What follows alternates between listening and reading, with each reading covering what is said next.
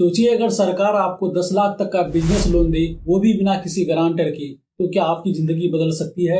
लेकिन रुकिए, यही सबसे बड़ा सवाल है। क्या सच में हर किसी को ये लोन मिल जाता है, या फिर बैंक किन लोगों को लोन देता है और किन लोगों का आवेदन रिजेक्ट करता है?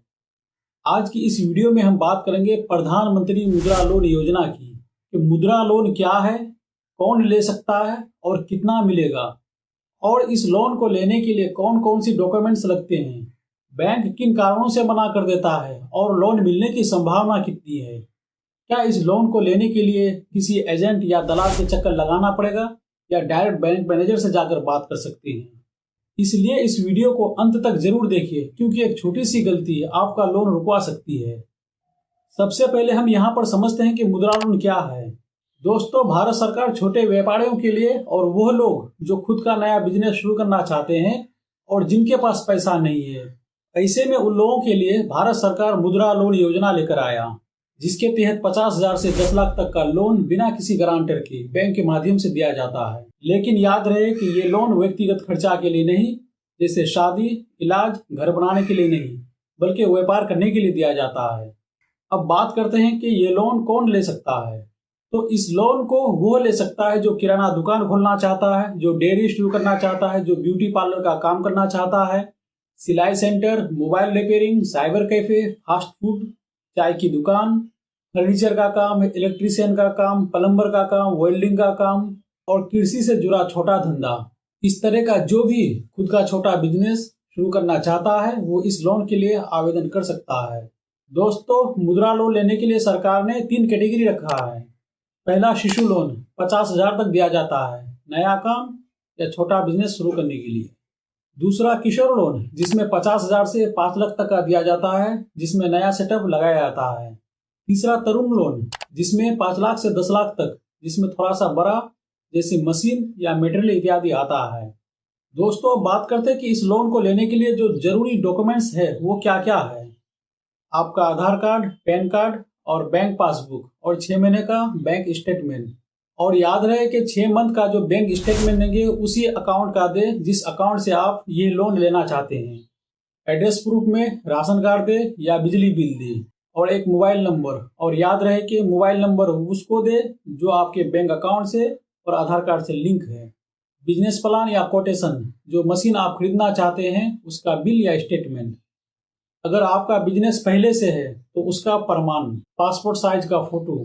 यहाँ पर ध्यान देने वाली बात है कि जब आप बिजनेस प्लान या कोटेशन सबमिट करेंगे तो आपके बिजनेस प्लान में तो उसमें सारी जानकारियां डिटेल्स के साथ क्लियर होना बहुत जरूरी है।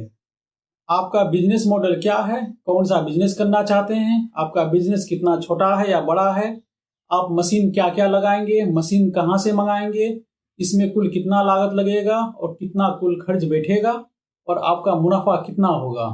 यह सब जानकारियां आपके बिजनेस प्लान में होना बहुत जरूरी है, ताकि बैंक मैनेजर को लगे कि सामने वाला जो बंदा है वो सही में बिजनेस करना चाहता है।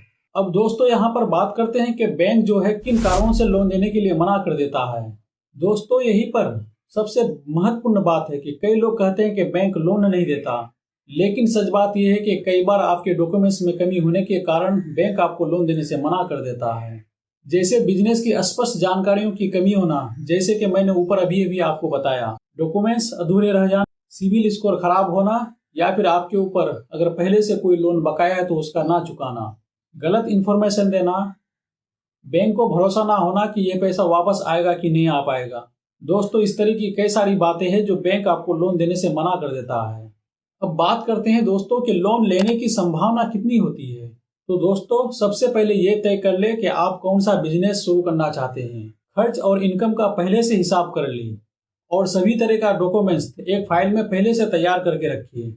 बैंक मैनेजर के सवालों का आत्मविश्वास के साथ जवाब दे, और उन्हें यह भी विश्वास दिलाए कि आपके बैंक का EMI लगातार कंटिन्यू भरता रहूंगा।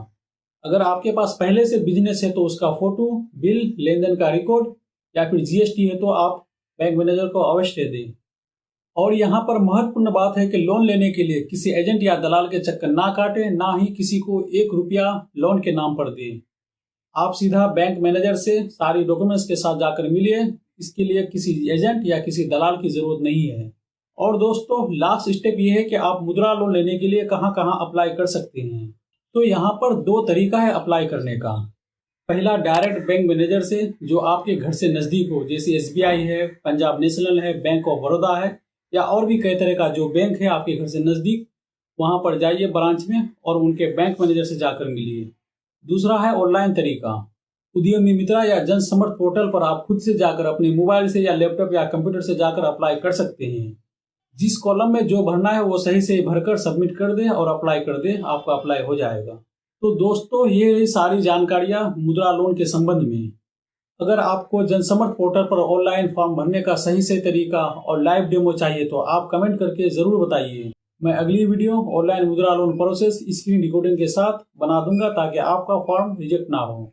तो दोस्तों, अगर आप अभी तक मेरे चैनल को सब्सक्राइब नहीं किए हैं तो मेरे चैनल को सब्सक्राइब कर दें, और ये वीडियो अगर पसंद आए तो लाइक करें, कमेंट करें, और मेरे इस वीडियो को अपने यार दोस्तों के साथ, अपने फ्रेंड के साथ, अपने फैमिली के साथ शेयर जरूर करें, ताकि इसी तरह मैं सरकारी लोन, सरकारी स्कीम, फाइनेंस की बातें, विलेज अवेयरनेस की वीडियो आप तक जरूर पहुंचाऊं।